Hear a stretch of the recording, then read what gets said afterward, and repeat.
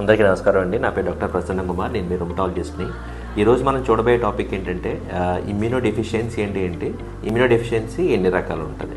Last వీడియోలో మీరు చూస్తుంటే అండి మనం ఇమ్యూనిటీ అంటే ఏంటి, ఇమ్యూన్ సిస్టమ్ అంటే ఏంటి, అవి ఎన్ని టైప్స్ అనేది మనం డిస్కస్ చేసాం. ఈ వీడియోలో ఏంటంటే వాటిల్లో లోపాలు ఉంటే ఏమంటారు, అవి ఎన్ని టైప్స్ ఉంటాయి.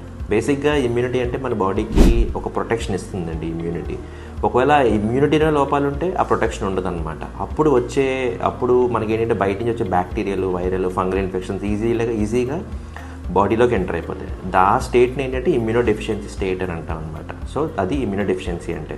ఇంకా నెక్స్ట్ ఇమ్యూనో డెఫిషియన్సీలో కూడా రెండు మేజర్ రకాలు ఉంటాయండి. ఒకటి ఏంటంటే ప్రైమరీ ఇమ్యూనో డెఫిషియన్సీ, రెండోది సెకండరీ ఇమ్యూనో డెఫిషియన్సీ.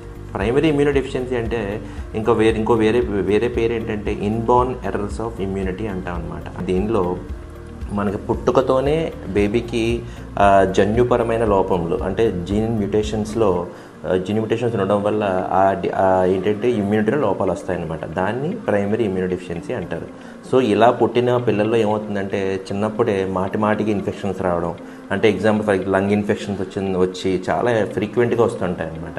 అప్పుడు హాస్పిటల్లో అడ్మిట్ అవ్వడం, ప్రతిసారి యాంటీబయాటిక్ తీసుకోవడం, ఈ విధంగా ప్రైమరీ ఇమ్యూనో డెఫిషియన్సీ అనేది మా క్లినిక్స్కి ప్రజెంట్ అవుతారు. సో రెండోది ఏంటంటే secondary immuno deficiency. Secondary immuno deficiency అంటే అర్థం ఏంటంటే పుట్టుకతో వీళ్ళు బాగానే ఉంటారండి. అంటే పుట్టినప్పుడు వీళ్ళ ఇమ్యూన్ సిస్టమ్ బాగానే ఉంటుంది. కానీ లేటర్ ఇన్ ద లైఫ్లో ఏంటంటే మనకి ఎప్పుడైనా ఏదైనా జబ్బులు వచ్చేటప్పుడు దానివల్ల ఇమ్యూన్ సిస్టమ్ వీక్ అవుతుంది. ఆ వీక్ అయినప్పుడు ఇన్ఫెక్షన్స్ లోపలికి ఎంటర్ అవుతాయి అనమాట. దీనికి బెస్ట్ ఎగ్జాంపుల్ హెచ్ఐవి అనమాట. హెచ్ఐవిలో ఏమవుతుందంటే లింఫోసైట్ కౌంట్ అనేది తగ్గిపోద్ది. లింఫోసైట్స్ అనేది ఒక టైప్ ఆఫ్ తెల్ల రక్త కణం అనమాట. అది మనకి ఇమ్యూనిటీ ప్రొవైడ్ చేయడంలో చాలా ఉపయోగపడుతుంది. ఎప్పుడైతే మనకు ఆ లింఫోసైట్ కౌంట్ తగ్గిపోతుందో హెచ్ఐవి పేషెంట్స్లో, అప్పుడు ఏంటంటే ఏ ఇన్ఫెక్షన్ అయినా లోపలికి ఎంటర్ అయిపోవచ్చు అనమాట. ఇంకా రెండో ఇంపార్టెంట్ ఎగ్జాంపుల్ ఏంటంటే క్యాన్సర్లో ఏమవుతుందంటే లోపల ఉన్న ఇమ్యూనిటీ అంతా కూడా వీక్ అయిపోతుంది ఆ టైంలో. సో ఏంటంటే వాళ్ళకి క్యాన్సర్తో వచ్చిన ప్రాబ్లమ్స్తో పాటు ఈ ఇన్ఫెక్షన్స్ కూడా లోపలికి ఈజీగా ఎంటర్ అవుతాయి అన్నమాట. సో ఇది ఇమ్యూనో డెఫిషియన్సీ అంటే and types of immuno deficiency.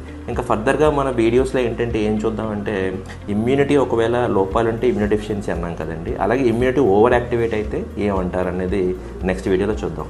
Thank you so much.